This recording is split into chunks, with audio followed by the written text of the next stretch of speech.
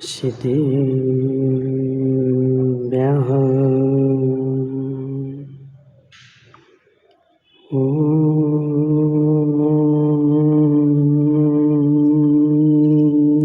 नमः। सिद्धिभ्यः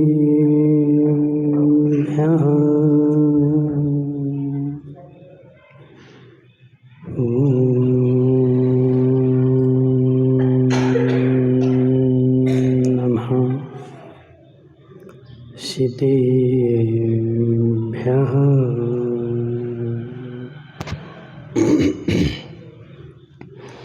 तज्जयति परं ज्योति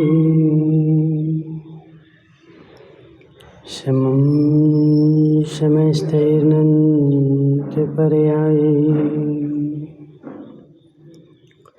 दर्पणतले विशकला प्रतिफलति पदार्थमालिका यत्र नमो अरिहन्ताणं नमो सिद्धाणं नमो आयर्याणं नमो अध्यायाणं नमो लोये सभ्यसाहुणम्। पंच परमेष्टि भगवान के अनंतानंत सिद्ध परमेष्टि भगवान के 1008 देवादेव पारसनाथ भगवान के 1008 देवादेव पारसनाथ भगवान के आचार्य भगवान अमृत चंद्र स्वामी के आचार्य भगवान विशुद्ध सागर जी महाराज के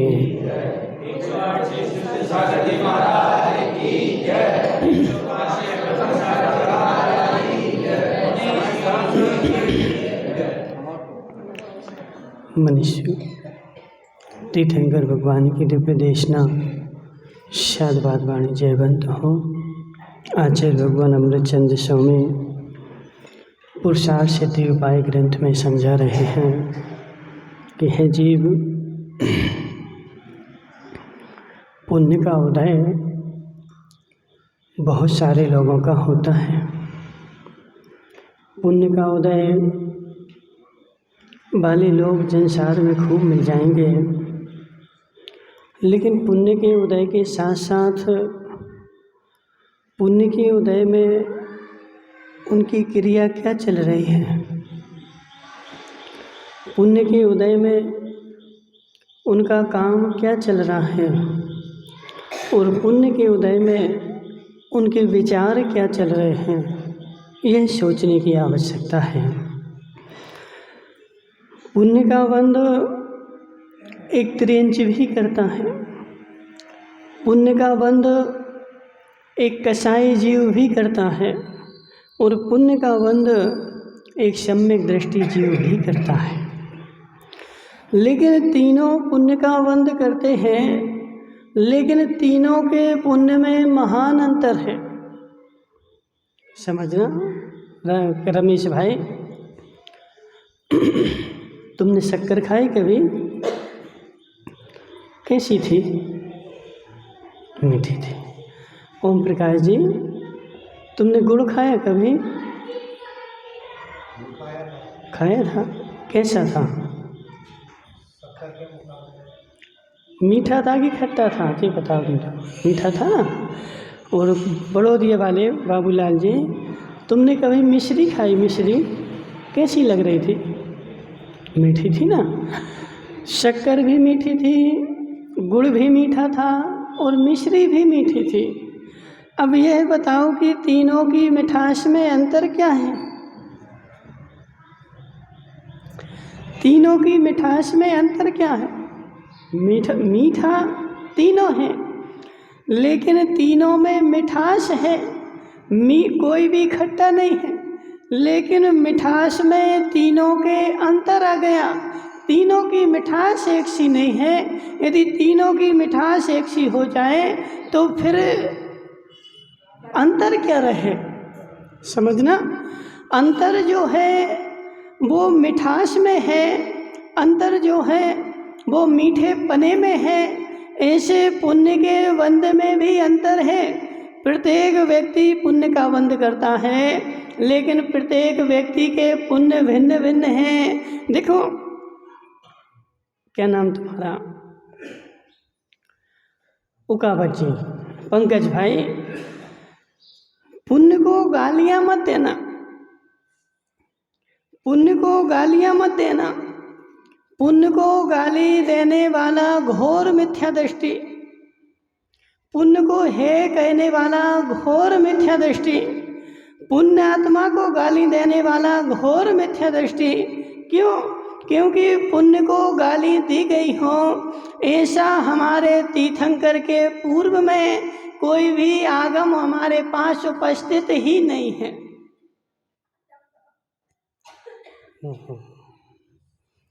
कहाँ गए कल्याण जी? आ गए। कल्याण जी सुनो, इन सुगन चंद जी से पूछते हैं। सुगन चंद जी, तुमने तो खूब स्वाध्याय किया ना? खूब स्वाध्याय किया ना? ना तो बोलो, किया ना? तुम्हें कोई ऐसा शास्त्र मिला हो, पंडितों का नहीं, पूर्वाचार्यों का, ठीक है? पंडितों के तो खूब मिल जाएंगे। कोई पूर्वाचार्य का एक शास्त्र हमें ऐसा निकाल करके दिखाओ जिसमें पुण्य के लिए गालियां दी गई हों। कल्याण जी, आज तक एक भी पूर्वाचार्य ने पुण्य के लिए गालियां नहीं दी हैं। पुण्य है नहीं है, पुण्य उपादेय है,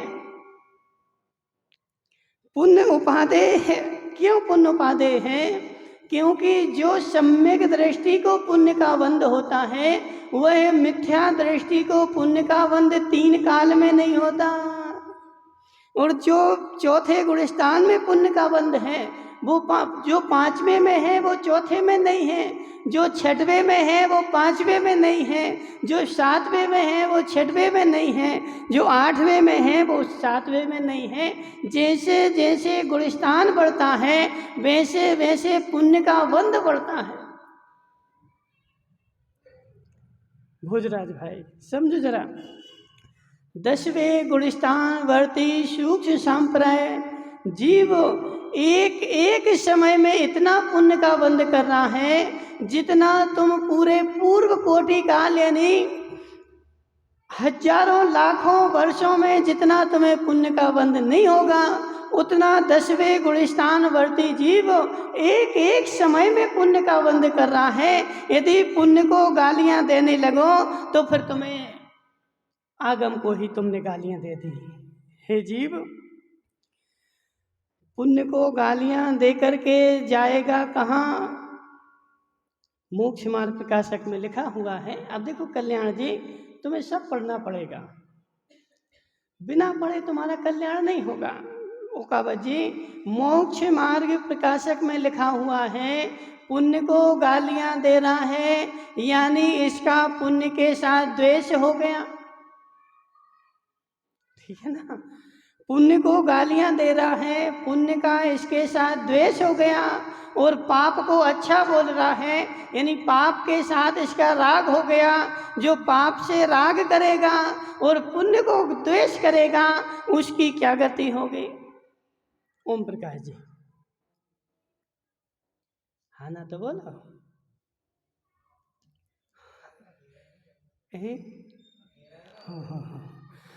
पुण्य से द्वेष करेगा और पाप से राग करेगा, क्योंकि देखो राग और द्वेष द्वे दीर्घा नेत्राकर्षण कर्मणा। राग और द्वेष तो ऐसी रस्सियां हैं कि इनके कारण ही जीव का संसार चल रहा है। अब राग की एक रस्सी खींचोगे तो दूसरी पीछे जाएगी। सौभाग्य जी, तुमने कभी वो दही भाया क्या? भाया है तो खड़े हो जाओ। देखो बुरा नहीं मानना, तुम्हारा ही तो घर है, हमारा थोड़ी है। तो कैसे वो दही मठा भाते ना, मठा घी निकाल ले, कैसे भाते हो? ऐसे भाते ना। ये बताओ कि जब एक रस्सी तुम खींचोगे तो दूसरी कहाँ जाएगी? जब एक खींचोगे, एक हाथ ऐसा होगा तो एक ऐसा होगा, एक ऐसा होगा तो एक ऐसा होगा।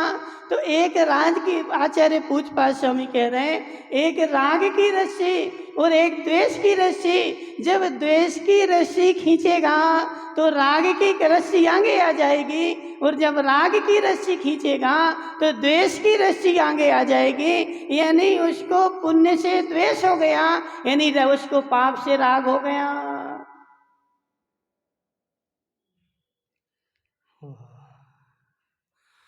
पुण्य से द्वेष हो गया, यानी उसको पाप से राग हो गया। और जिसको पाप से राग होगा वह बेचारा जान के चलो दीर्घ संसारी अनंत काल तक संसार में रहेगा। जिसको राग और द्वेष से दोनों से रहित होगा वह मोक्ष जाएगा, लेकिन जिसको पाप से राग हो गया ओम प्रकाश जी, वह दीर्घ काल तक संसार में रहेगा। पाप को पुण्य को गालियां क्यों दे रहा है?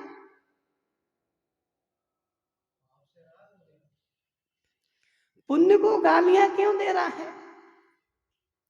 कल्याण जी देखना जी, ओम प्रकाश जी बोले, अरे जी कल्याण जी को सब कोई पूछता रहता, हमें तो कोई नहीं पूछता।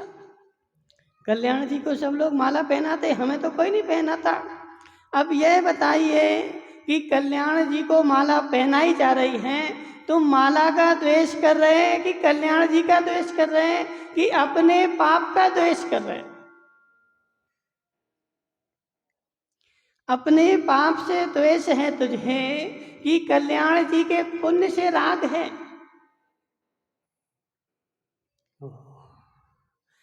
दूसरे को गालियां दे रहा है, तो जब भी गालियां निकलेंगी तो द्वेष के अभाव में गालियां निकलती ही नहीं है। जब द्वेष का उद्भाव अंतर में होगा तब बाहर में गालियों का सद्भाव होगा। अंतरंग में द्वेष ना हो तो बहिरंग में गालियां निकल नहीं सकती। पारसनाथ भगवान के ऊपर कमठ ने उपसर्ग करना प्रारंभ कर दिया। पंकज भाई, पारसनाथ भगवान के ऊपर कमठ ने उपसर्ग प्रारंभ कर दिया, लेकिन कमठ ने पारसनाथ ने कमठ को कितनी गालियां दी? बोलो ना, 2-4 तो दी होगी ना, एक आध पत्थर उठा के मार दिया होगा। एक भी पत्थर नहीं मारा, एक भी गालियां नहीं दी। क्यों नहीं दी? क्योंकि मुझे उससे ना राग है ना मुझे उससे द्वेष है, मुझे उससे समान भाव है। वो पत्थर भी मारे तब भी मैं समता भाव में, और वह गालियां भी दे तब भी मैं समता भाव में, और बड़ौदिया वाले पूजन करने आ जाएं तब भी मैं समान भाव में। मुझे ना राग है ना द्वेष है, हमारे भगवान वीतरागी हैं। तुम उनको गालियां भी दो कल्याण जी तो वो तुम्हें पत्थर नहीं मारेंगे। जम्बू भाई बागड़िया, आ रहा? समझ में नहीं आ रहा? क्या आ रहा बताओ?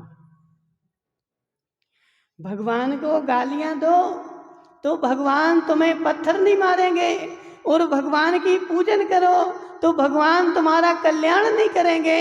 यदि कल्याण करने लग जाएं तो वो रागी हो गए, और गालियां में पत्थर मारने लग जाएं तो वे द्वेषी हो गए। भगवान ना रागी हैं ना द्वेषी हैं, ना किसी को गालियां देते हैं और ना किसी को उपकार करते हैं, ना किसी को उपहार देते हैं। ठीक है ना? तो जो राग द्वेष से रहित होगा उसको ना वो उपकार करेगा ना गालियां देगा। जो मोक्ष मार्गी होगा ना पुण्य को गालियां देगा ना पाप को गालियां देगा। पुण्य को गालियां दे रहा है मतलब संसार मार्गी। उकावत जी बड़े गहरे में समझना, उथले में नहीं समझना। पुण्य को गालियां दे रहा है क्योंकि बिना द्वेष में गालियां निकलती क्या? पुनः बिना द्वेष में गालियां निकलती क्या? और बेचारा देखो उकावत जी बेचारे पुण्य को गालियां देने बैठ गए। बोले पुण्य तो है, पुण्य तो है और पुण्य छोड़ने योग्य है। अब पुण्य छोड़ने योग्य है लेकिन तू अपनी अवस्था तो देख। अब जी कल्याण जी ने क्या किया कि भोजन कर लिया था और भोजन करके थाली छोड़ दी। अब थाली छोड़ी, अब पंकज गए इनके घर में और देखा इसने क्या, इन्होंने तो थाली छोड़ दी।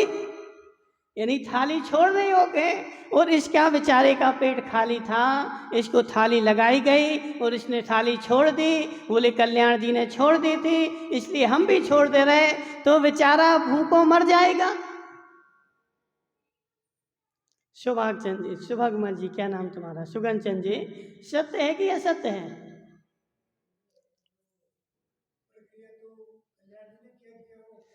हाँ जी, ये बताओ तुम तो कि पंकज ने जो थाली छोड़ी वो सत्य है, सही किया कि गलत किया? गलत किया ना। क्यों गलत किया? क्योंकि इसका पेट खाली था, पेट भरने के बाद थाली छोड़ना थी। जब तक पेट खाली है तब तक भोजन कर लो, और पेट भर जाए तो थाली छोड़ देना। ऐसे हे जीव, तू घर में रह रहा है, और जब तक तेरा राग द्वेष नहीं छूटा तो द्वेष छोड़ने के लिए तुझे शुभ क्रिया करनी ही पड़ेगी। तू अभी शुद्ध में नहीं चला गया, तू अभी शुद्ध में नहीं चला गया। रमेश भाई सुनो जरा, गृहस्थ जो है, श्रावक जो है, उसको पाप छोड़ने के लिए पुण्य का काम करना पड़ता है। यदि पुण्य का काम छोड़ देगा और शुद्ध में जा नहीं पा रहा है तो पाप में जाएगा। क्योंकि आचार्य कहते हैं कि कोई ना कोई उपयोग एक रहेगा ही रहेगा, उपयोग से रहित जीव कभी भी,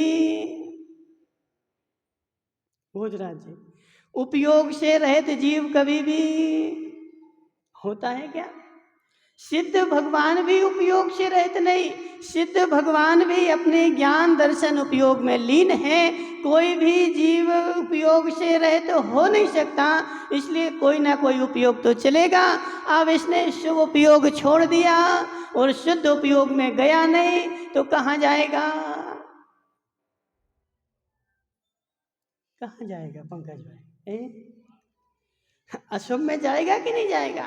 तो देखो, कुंद कुंद स्वामी पंचाष्टिकाय में मोक्ष मार्ग प्रपंचक चूलिका लिखते हैं, तो उसमें क्या बोलते हैं? पहले अशुभ से निवृत्ति करो, शुभ में लगो, और जब तू शुभ में लगेगा और फिर शुभ से निवृत्ति करके तू शुद्ध में जाना। और बेचारा देखो अशुभ में बैठा है और बोल रहा है कि शुभ है, क्रियाएं हैं, क्रिया नहीं करनी चाहिए, और अशुभ में बैठा है और शुद्ध में जा नहीं पा रहा है और शुभ को पकड़ना नहीं चाह रहा है। अब इसकी गति क्या होगी?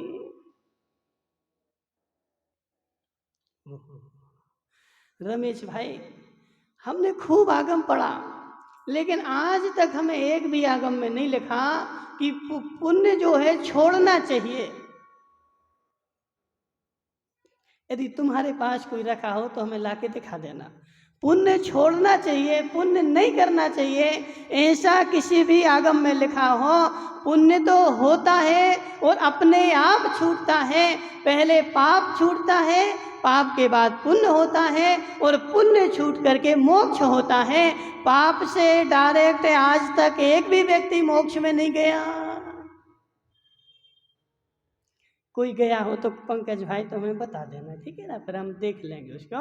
आज तक का इतिहास है, जो भी गया है शुभ से शुद्ध में गया है, अशुभ से शुद्ध में आज तक एक भी जीव नहीं गया।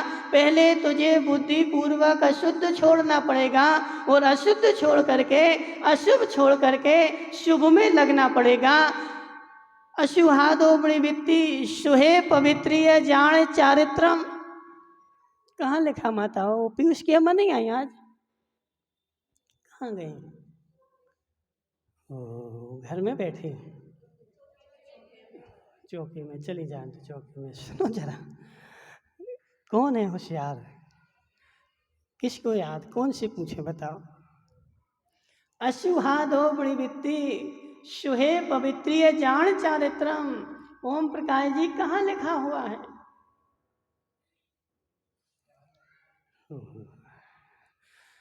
कौन बैठा और होशियार? भोजराज भाई बताएंगे।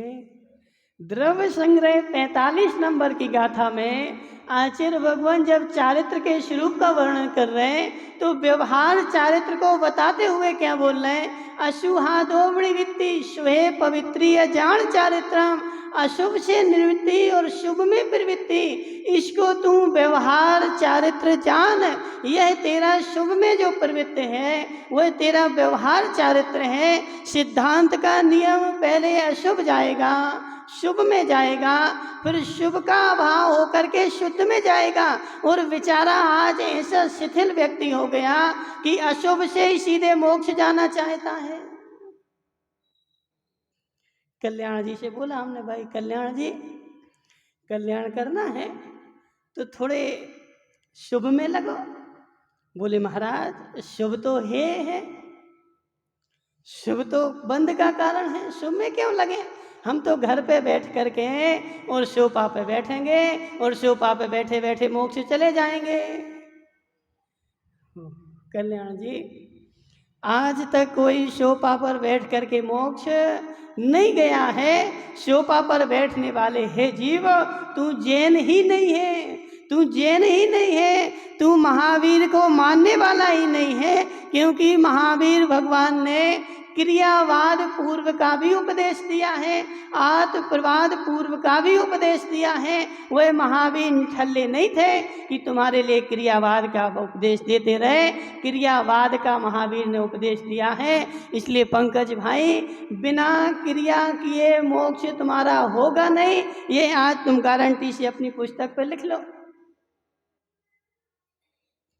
आज तक बड़ौदिया वाले जितने भी मोक्ष गए, जितने भी मोक्ष गए और भविष्य में जितने भी मोक्ष जाएंगे वह क्रियाधारी ही मोक्ष गए।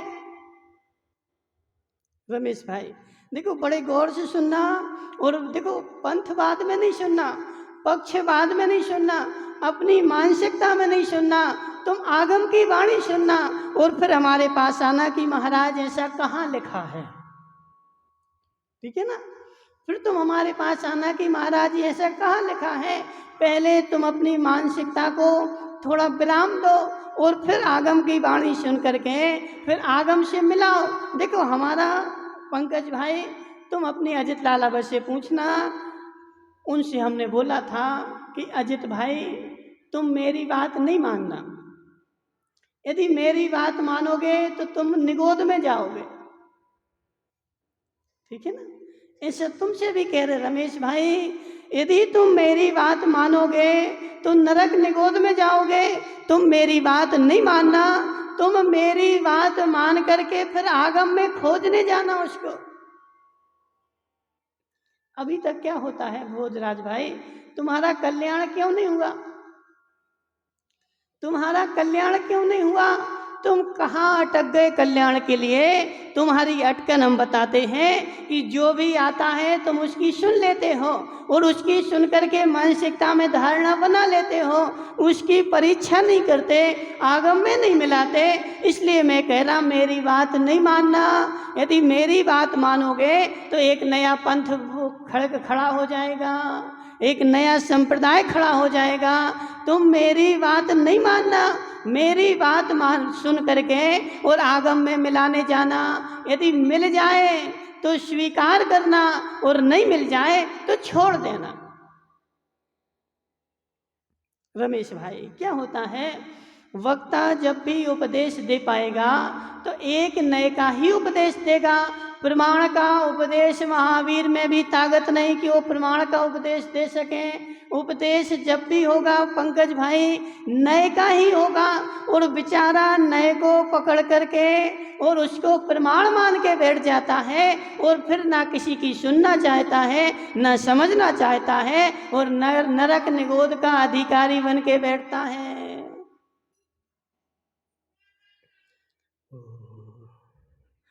पंकज भाइयों का बात समझो, हमारी बात देखो। माताओं नहीं आ रहा समझ में आ रहा ना? देखो पीछे वाली तो वो ऐसी बैठी जैसे वो खेत में बिजू का बैठा रहता ना। माताओं, जिनवाणी समझे बिना कल्याण नहीं होगा। जिनवाणी समझो, क्योंकि देखो संसार में अनेक प्रकार की मानसिकता के लोग हैं, संसार में अनेक लोग हैं और अनेक लोग आएंगे और अपने मन की सुनाएंगे और तुम उनकी मन की सुन करके और संसार में भटकोगे। इसलिए यदि मन की नहीं सुनना तो जिनवाणी पढ़ना प्रारंभ कर दो और जिनवाणी में अपनी उसकी बात मिलाना प्रारंभ कर दो। मिल जाए महावीर भाई तो स्वीकार करना और नहीं मिल जाए तो छोड़ देना, लेकिन पहले तुम स्वयं परीक्षा करने की आवश्यकता है। इसलिए पुण्य है, पुण्य है जी लिखा कहाँ है जी बताओ।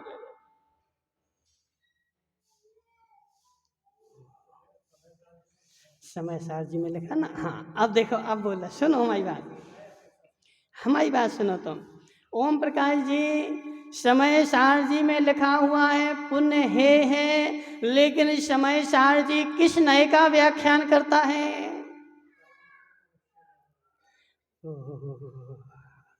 परम शुद्ध निश्चय नय की विषय वस्तु क्या है?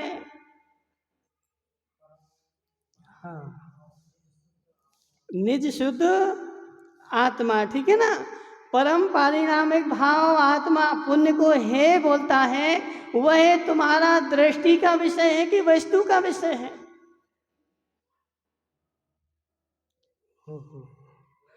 दृष्टि का विषय है कि वस्तु का विषय है?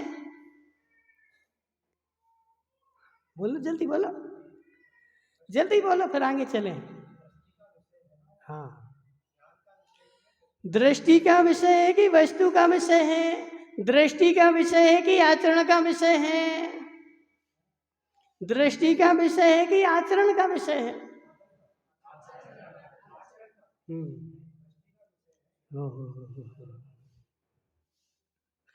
समझो जरा रमेश भाई, तुम्हें चाय पीनी थी और शक्कर घर पे नहीं थी, लेकिन शक्कर घर पे नहीं थी और दुकानें बंद थी तो बेचारा पड़ोसी के यहाँ से मंगा करके लाया, लेकिन दृष्टि में क्या चल रहा था?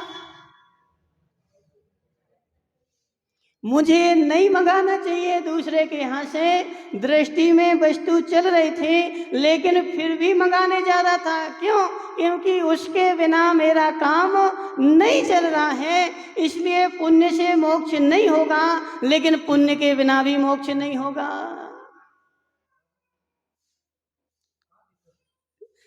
दिक्कत कहाँ बोल रहे हो? ओम प्रकाश जी, दिक्कत कहाँ बोल रहे हैं? हम तो वस्तु व्यवस्था का विवेचन कर रहे हैं ना, कि वस्तु व्यवस्था ऐसी है जो ऐसा मानेगा उसको मोक्ष होगा, और जो इससे विपरीत मानेगा वो बेचारा संसार में घूमता रहेगा। तो समझो बात को, पुण्य है, पुण्य है, ये समय सार जी में लिखा हुआ है। और समय सार जी जो है वह दृष्टि का विषय है, क्रिया का विषय नहीं है। और दृष्टि के विषय को तुम क्रिया में लगाओगे तो अनंत काल तक संसार में घूमोगे।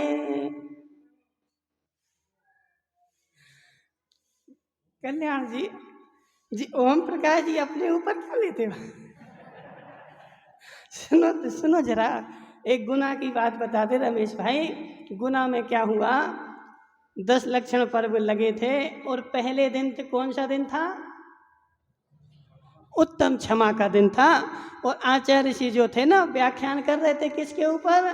क्रोध के ऊपर, कि क्रोध का अभाव होगा तब क्षमा आएगा। तो आचार्य ऋषि ने एक दिन बोले जब व्यक्ति को क्रोध आता है, घर में कसाय बढ़ती है, तो लोगों के घर में 3-3 दिन चूल्हे नहीं जलते। और एक पंडित जी थे वो खड़े हो गए, बोले महाराज तुम्हें हमारे घर की धोखे का मिल गया? नहीं आया समझ में? नहीं, तुम्हारे नहीं बोल रहे, हम गुना के पंडित जी की बात कर रहे हैं। एक गुना में पंडित जी थे तो वो प्रवचन में खड़े हो गए, बोले महाराज तुमने हमारे घर की धो दई सो तुम्हें क्या मिल गया? यानी तुमने हमारी सबको बता दी तो तुम्हें क्या मिल गया? आचार्य जी बोले हे जीव, हमें तुम्हारे घर की कुछ पता नहीं था, हम तो आगम की व्याख्यान कर रहे थे, अब तुम खड़े हो गए तो सबको पता चल गया।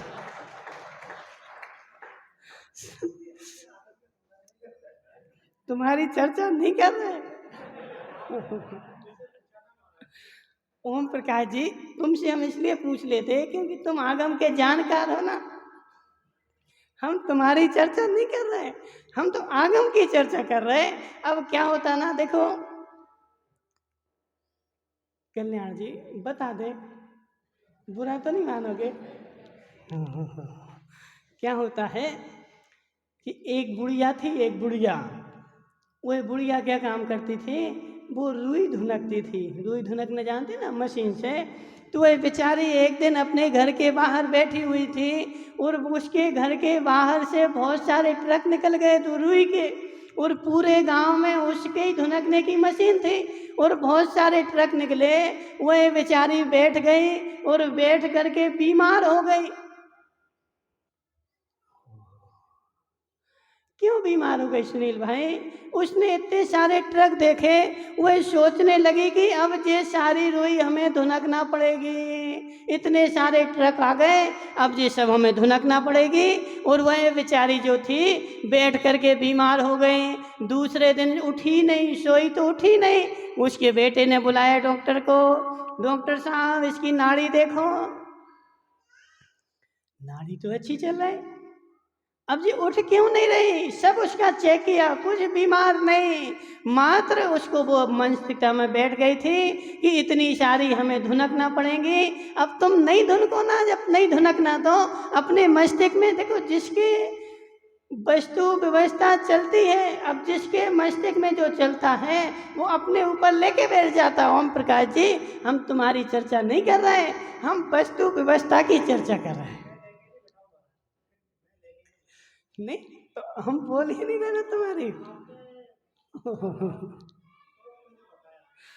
देखो सुनो तो हमारी बात, आगम की व्याख्या चल रही कि पुण्य है पुण्य छोड़ना चाहिए, पुण्य छोड़ना चाहिए, ऐसा आगम में नहीं लिखा। पाप छोड़ना चाहिए, ये सारे आगम में मिल जाएगा।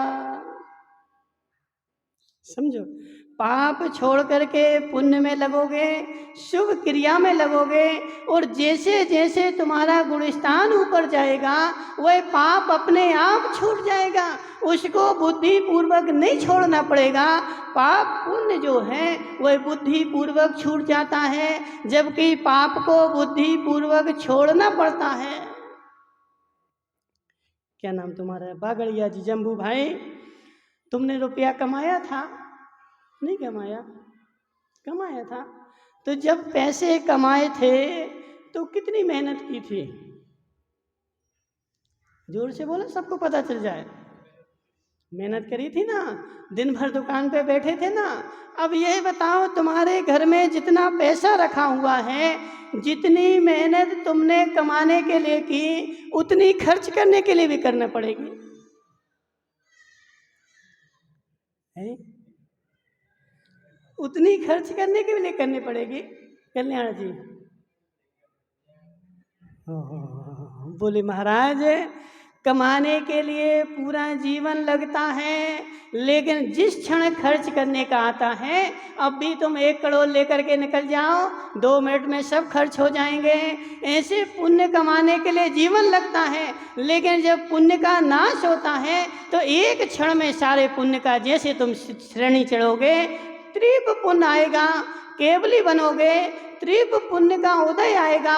लेकिन जैसे अयोग केवली गुणस्थान में जाओगे, एक क्षण में सारे पुण्य का नाश होकर के और तुम मोक्ष में चले जाओगे। तो पुण्य का नाश 4थे गुणस्थान में नहीं करना है, 14वें गुणस्थान में करना है। पंकज भाई, अपनी बुद्धि को सुधार लो, अपनी बुद्धि को व्यवस्थित कर लो। पुण्य का नाश 4थे गुणस्थान में नहीं करना है, पुण्य का नाश पहले गुणस्थान में नहीं करना है। पुण्य का नाश करना है कब? जब केवली बन जाएंगे, उसके बाद पुण्य के नाश करना, और वह करना नहीं पड़ेगा, अपने आप हो जाएगा। उसमें कोई पुरुषार्थ नहीं चलता है। पुरुषार्थ जो चलता है मात्र 6वें गुणस्थान तक चलता है। 6वें के ऊपर जैसे गया, सारे पुरुषार्थ का अभाव हो रहा है। कल्याण जी, हो रहा है। अब गड़बड़ क्या हो गई, कल्याण जी ने क्या गड़बड़ कर दी कि बेचारा देखो 1 से 6 गुणस्थान तक करना पड़ता है और 7वें गुणस्थान से 14वें गुणस्थान तक होता है। पंकज भाई बराबर है कि नहीं है? 1 से 6वें गुणस्थान तक करना पड़ता है और 7 से 14वें गुणस्थान तक होता है, वहाँ कुछ भी करना नहीं पड़ता है। लेकिन बेचारा पहले गुणस्थान में बोलेगा कि अपने आप हो जाएगा, तो हे दीर्घ संसारी, पहले गुणस्थान में अपने आप नहीं होगा, पहले गुणस्थान में तो तुझे बुद्धि पूर्वक करना पड़ेगा। जब तू श्रेणी चढ़ेगा फिर अपने आप होगा। कहाँ का विषय कहाँ लगा लिया। देखो पंकज भाई के पास बुद्धि तो थोड़ी सी है। अब वो जापानी आए थे, इसको समझा रहे थे कि हे पंकज भाई, रमेश भाई, इनके अभी जापानी लोग आए थे इनके यहाँ, और जापानी लोग इनको क्या समझा रहे थे बता दें। तुम भारतीय जो हो ना, तुम भारतीयों के पास बुद्धि कम है, इसलिए आज हम जापानी जो हैं 350 किलोमीटर प्रति घंटा की रफ्तार से, और कोई बता रहा था 700 किलोमीटर से भी चलती उनकी ट्रेन। जापान में जो ट्रेन चलती ना, तो उनकी ट्रेन नॉर्मल भी चलेगी तो 350 किलोमीटर प्रति घंटा की रफ्तार से चलेगी। तुम्हारी वो 10-50 से टकर होती रहती। क्यों होती रहती? क्योंकि तुम्हारे पास बुद्धि की कमी है, तुम्हारे पास बुद्धि कमजोर है। एक जगह क्या था ना कल्याण जी, एक जगह एक टोकनी में हमने देखा बहुत सारे मंडक भरे रखे थे। तुमने देखा कभी? नहीं देखा? किसने? भोजराज भाई, तुमने देखे?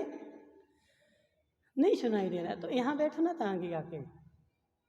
एक जगह टोकनी में मेंढक भरे रखे थे। ओहो, माताओं देखिए तुमने कभी? ओहो, एक जगह टोकनी में मेंढक भरे रखे थे और बहुत सारे विदेशी आए तो उनको दिखाया गया कि देखो मेंढक की टोकनी, तुमने देखी कभी? तो वो क्या बोले, जी जरूर भारत के मेंढक होंगे, जी जरूर भारत के मेंढक होंगे, इसलिए एक टोकनी में भरे रखे हैं। क्यों? क्योंकि जो टोकनी में भरे रखे ना, जैसे एक उचकने लगता है दूसरा टांग पकड़ लेता है। समझना जरा, जैसे एक टोकनी से बाहर उचकेगा दूसरा उसकी टांग पकड़ के खींच लेगा। बोले बाहर क्यों जा रहे तुम? तो एक दूसरे को बढ़ने नहीं देंगे, एक दूसरे को बढ़ने नहीं दे। यह है भारतीयों की पहचान। ना स्वयं आगे बढ़ेंगे, जी हम नहीं बोल रहे, जी जापानी ने बोला, ना बेचारे आगे बढ़ेंगे और ना दूसरे को बढ़ने देंगे। यदि कोई बढ़ेगा तो उसकी टांग पे पकड़ के खींच लेंगे, तुम भी यहीं रहो हमारे साथ, तुम आगे कहाँ चले। इसलिए आज हम आज़ादी के 70 साल हो गए ना, इसलिए जिस समय आज़ादी हुई थी अंग्रेज जो कर गए थे उसी को हम भोग रहे हैं। 70 साल से हम क्यों नहीं कुछ कर पाए कल्याण जी? 70 साल से हम क्यों नहीं कुछ कर पाए? क्योंकि 70 साल में हमने अपनी बुद्धि किस में लगाई? एक दूसरे की टांग खींचने में। और टांग खींचने की अपेक्षा यदि आगे बढ़ने में लगाई होती तो आज हम भी जापान की तरह आसमान में होते, ऐसे नीचे नहीं डले होते। तो वह जापानियों ने इनको यही दिया उत्तर कि तुम भारतीय जो हो ना, तुम छोटी बुद्धि के लोग हो, तुम छोटा सोचते हो और सोचने के लिए उतावले हो जाते हो, और ऐसा लगता है कि जल्दी से सब काम अब भी हो जाए और तुम्हारा सारा काम फेल हो जाता है। ओकावत जी, पंकज भाई समझो जरा, तुम क्या करते हो कि जल्दी में रहते हो। बुंदेलखंड में बोलते ना, ये कहाँ बताती बुंदेलखंड में, कम भक्ति में किलो आटा। बैठा कोई बुंदेलखंड का? कोई भी नहीं बैठा। कम भक्ति में गीला आटा। जब तुम्हें रोटी खाना हो, समय कम होगा, तो जम्बू भाई बागड़िया नियम है तुम्हारा आटा गीला हो जाएगा। ठीक है ना। तो इसलिए तुम जितना समय बचाने की कोशिश करते हो कि कम समय में मैं आगे चला जाऊं, उतने तुम पीछे होते जाते हो। और वही यदि बुद्धिपूर्वक काम करो, बुद्धिपूर्वक सोचो, बुद्धिपूर्वक समझो, आगम को भी बुद्धिपूर्वक पढ़ो कि आगम में जो चीज़ लिखी हुई है वह किस नए से, किस अपेक्षा से, कहाँ की बात लिखी हुई है और किसके लिए लिखी हुई है। इसलिए कल्याण जी तुम एक नियम ले लो,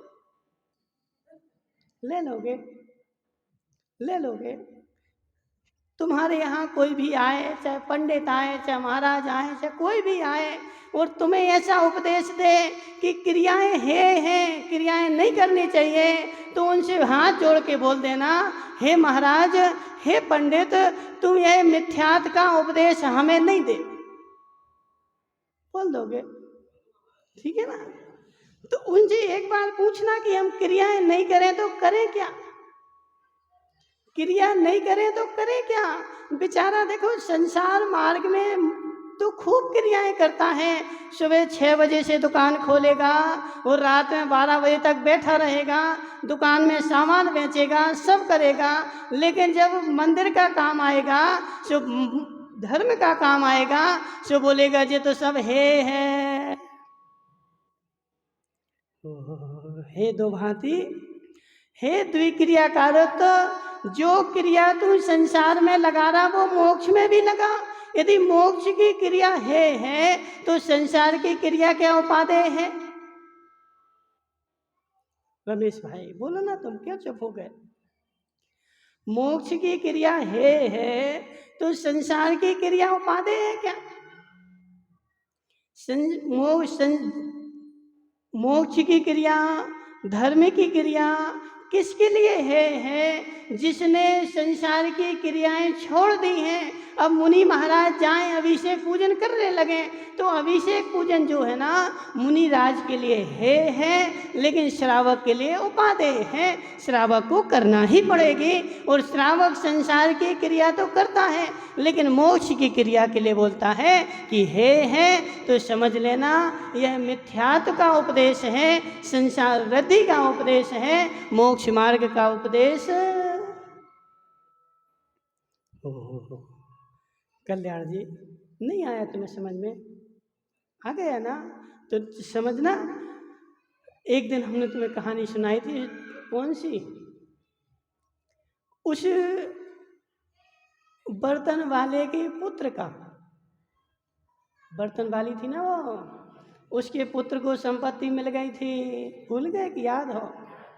याद है। सुनो जरा माताओं, अब सुनो जरा, उसको पुत्र को संपत्ति पूरी सेठ की मिल गई, कमाई तो सेठ ने थी, लेकिन मिल किसको गई,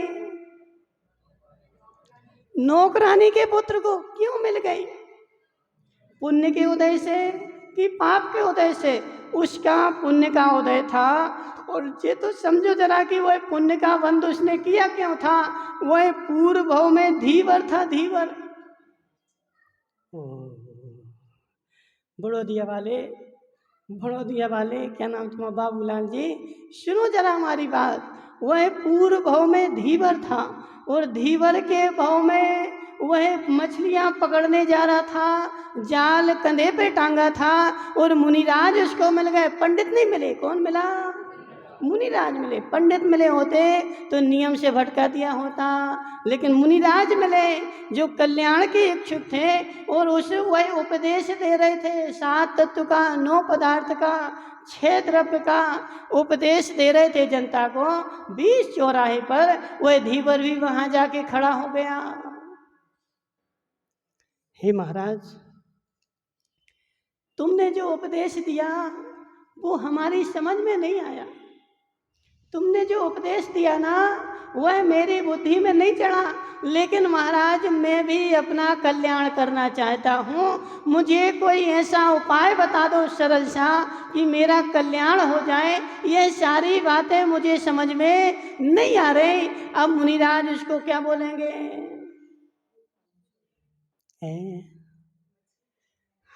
मुनिराज ने उससे बोला, हे धीवर, तू जीवों की हिंसा करता है ना, तो इससे घोर पाप का बंध होता है। यदि तू अपना कल्याण चाहता है तो इन जीवों को मारने का त्याग कर दे।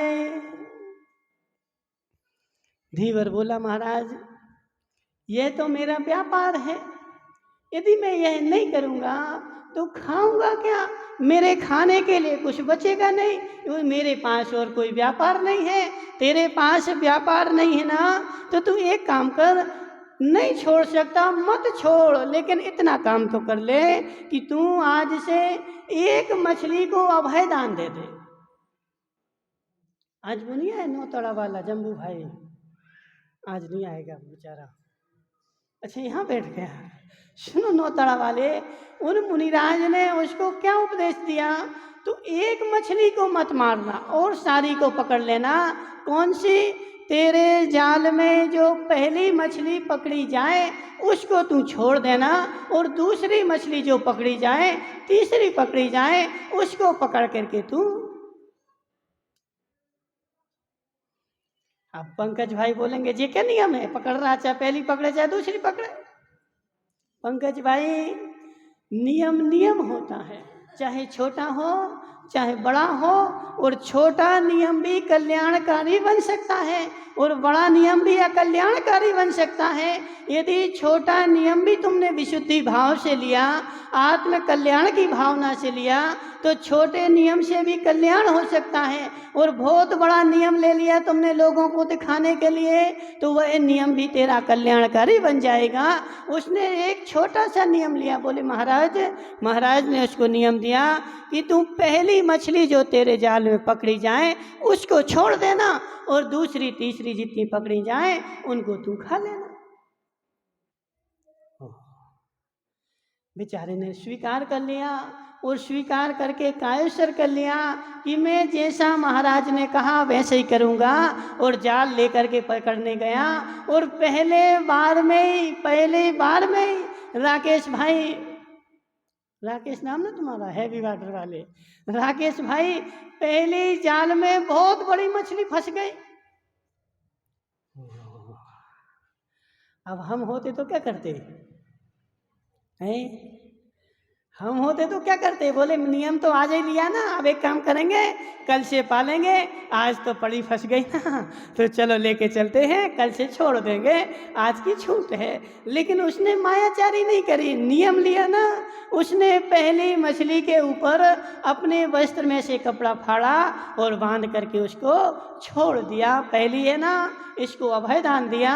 और फिर उसने जा करके वह बेचारा दूर चला गया। बोले यहाँ वो घूम रही होगी ना जी, ऊपर कौन कर रहा है बातें, समझो जरा, वो यहीं घूम रही होगी। तो हम एक काम करते हैं कि यहाँ से छूट करके दूर जाते हैं, वहाँ पकड़ेंगे, दूसरी मछली आएंगी। लेकिन भाग्य परीक्षा लेता है कल्याण जी, भाग्य लोड़ा जी, भाग्य परीक्षा लेता है। इस धीवर ने क्या सोचा, मैं दूसरी जगह जाऊंगा तो दूसरी मछली पकड़ी जाएगी, और जो मछली छूट गई थी उसने क्या सोचा, यहाँ पे खतरा है, यहाँ रहूंगी तो पकड़ी जाऊंगी, मैं दूर जाती हूँ। वह धीवर भी दूर गया, वह मछली भी दूर गई। उसने पुनः डाला, वही मछली फिर पकड़ी गई। सुबह से शाम तक पकड़ता रहा, 4 बार 5 बार, लेकिन किस्मत की परीक्षा देखो, भाग्य देखो कि वही पकड़ में आई। लेकिन उसका भी नियम पक्का था, उसने नियम नहीं तोड़ा, उसने कायस्वर किया था, और शाम को जाल उठा करके चला गया अपने घर पे। देखो, पुरुषों के पास जितनी बुद्धि होती ना, इतनी स्त्रियों के पास थोड़ी होती है। देखो माताओं, तुमसे नहीं बोल रहा है, हम तो स्त्रियों की बात, तुम तो माताओं हैं, ठीक है ना। माताओं की चर्चा नहीं कर रहे, हम तो देवियों की चर्चा कर रहे हैं। तो उसकी देवी जो थी, उसकी देवी का नाम था घंटा। क्या नाम था रमेश भाई? घंटा। और वो बेचारा जैसे ही शाम को जाल लेकर के खाली गया, और वह घंटा बजने लगा। बोले आ गए खाली हाथ, क्या खाएगा, बच्चे क्या खाएंगे। और उसने 2-4-6 बातें सुना करके और दरवाजे से बाहर भगा दिया और दरवाजे बंद कर लिए। बोले जब तक लेकर नहीं आएगा दरवाजे नहीं खुलेंगे। और वह रात हो गई थी, वह बेचारा गया तो बाहर एक लकड़ी पड़ी हुई थी और लकड़ी के ऊपर सो गया। पंकज भाई ऐसा भी होता है, लकड़ी के ऊपर सो गया और उस लकड़ी में कालिया नाग रहता था और उसने निकल करके उसको रात में ही डस लिया। कल्याण जी सुबह नहीं मिला, ओम शांति हो गई। अब सुनो जरा, नियम एक दिन में ही लिया था और एक दिन में ही मृत्यु हो गई उसकी, लेकिन नियम लिया था ना। और उसने जिंदगी भर मछलियां पाली थी, इसलिए वह गरीब के यहाँ पुत्र हुआ। लेकिन एक नियम लिया था तो उसमें लास्ट में उसको धन मिल गया।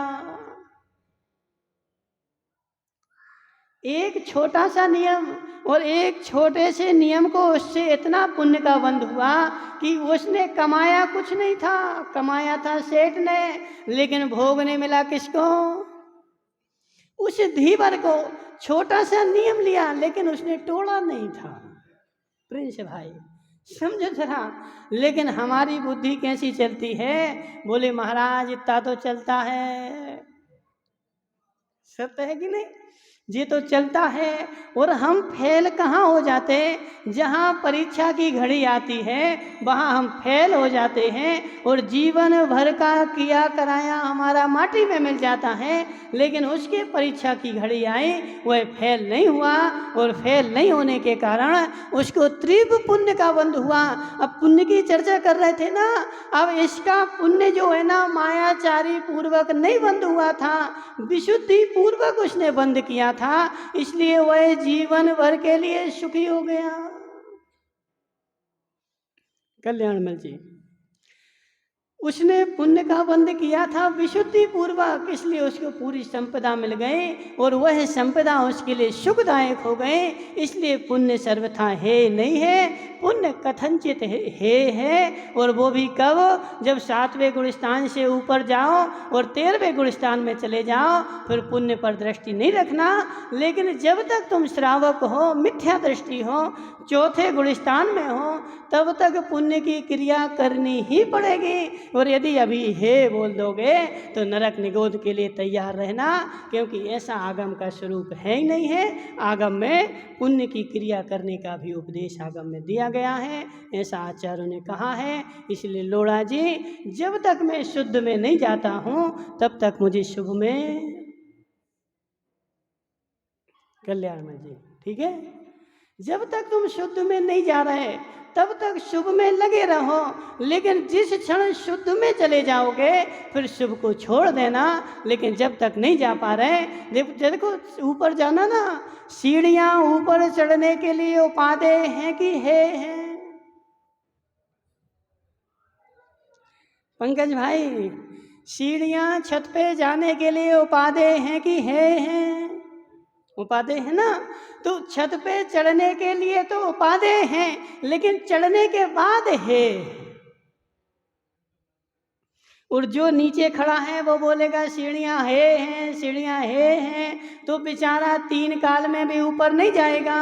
जब ऊपर जाने के बाद बोलेगा तो फिर भी समझ में आता है। इसलिए देखो पुण्य के उदय में ही महाराज बनते हैं। जिसके बेचारे के घोर पाप का उदय है वो तो बेचारा संसार में घूम रहा, उसको तो खबर ही नहीं है। जिनवाणी पंकज भाई, जिनवाणी मेरे कान में पड़ी, मेरे तीव्र पुण्य का उदय था। जिनवाणी मुझे समझ में आई और तीव्र पुण्य का उदय था। जिनवाणी का मैंने मंथन किया और तीव्र पुण्य का उदय था, और मंथन करके उसके अनुरूप आचरण किया, घोर पुण्य का उदय था। जिसके पाप का उदय होगा वो पहली बात तो सुनने ही नहीं आएगा, और सुनने भी आएगा उसके शरीर के अंग उपांग ऐसे होंगे कि वो धारण करने के लिए उपयोग नहीं होगा। उत्कृष्ट शयनन शरीर की स्थिति देखो पंकज भाई, तब कब करोगे तुम? तब कब करोगे? जब तुम्हारे पास शक्ति होगी, तुम्हारा शरीर स्वस्थ होगा, तो तुम तप में लगोगे। और यदि बीमारी आ गई तो क्या तप कर लोगे? और बीमारी किसके उदय से आई? पाप के उदय से। और निरोग किसके उदय से होगे? यदि पुण्य का उदय होगा तभी तुम्हें निरोग शरीर मिलेगा, और पाप का उदय यदि आ गया तो रोगी शरीर मिल जाएगा। और रोगी शरीर में न तुम तप कर पाओगे, न धर्म ध्यान कर पाओगे, उस रोग की सेवा में ही लगे रहोगे। इसलिए पुण्य भी है नहीं है, श्रावक दशा में करना ही पड़ेगा। और श्रावक अवस्था में छोड़ के बैठ जाओगे, पुण्य की क्रियाएं छोड़ के बैठ जाओगे, वो बात अलग है। दृष्टि में रखो, दृष्टि में वो बात रखो, लेकिन क्रिया में तो शुभ की क्रिया ही करनी पड़ेगी। दृष्टि में बात रखो कि मुझे यहाँ लीन नहीं होना है, मुझे और ऊपर जाना है। कल्याणमल जी, अभी कहाँ गए थे तुम? भवानी मंडी गए थे। पैदल गए थे? पैदल गए थे? कार से गए थे ना? कहाँ है वो कार? बाहर खड़ी कर दी। जो कार तुम्हें भवानी मंडी ले गई उसको तुम बाहर छोड़े आए, तुम्हें शर्म नहीं लग रही? वह कार ने तुम्हारा उपकार किया ना, वह तुम्हें भवानी मंडी ले गई और सुरक्षित लेके आ गई, और तुम्हें तन गई उसके ऊपर दया नहीं, उसको बाहर छोड़े आए। रमेश भाई समझना, इनने दया, इनकी गाड़ी ने इनके ऊपर उपकार किया कि नहीं? उपकार किया कि नहीं?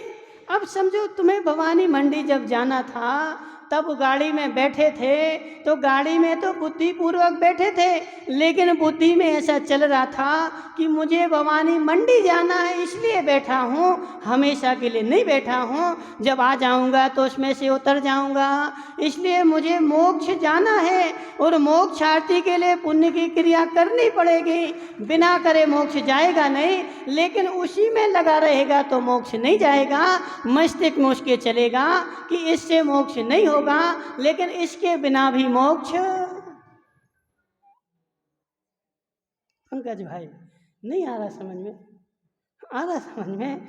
गाड़ी में बैठे बिना कोई दूसरे गांव जाता नहीं है, लेकिन जो गाड़ी में बैठा रहता है वो दूसरे गांव जाता नहीं है। उतरना पड़ेगा। जब तुम्हारा गांव आ जाएगा तो वहाँ तुम्हें उतरना पड़ेगा और गाड़ी छोड़नी पड़ेगी। जब गाड़ी छोड़ोगे तब तुम्हारा लक्ष्य पूरा होगा। लेकिन गाड़ी कहाँ छोड़ना है यह मस्तिष्क में रहना चाहिए कि जब मेरा गांव आ जाएगा तब मैं गाड़ी छोड़ूंगा। और बेचारा बीच रास्ते में गाड़ी छोड़ के उतर जाए कि गाड़ी से छोड़ना है तो बेचारा जंगल में ही भटकता रहेगा। इसलिए पुण्य छोड़ना है।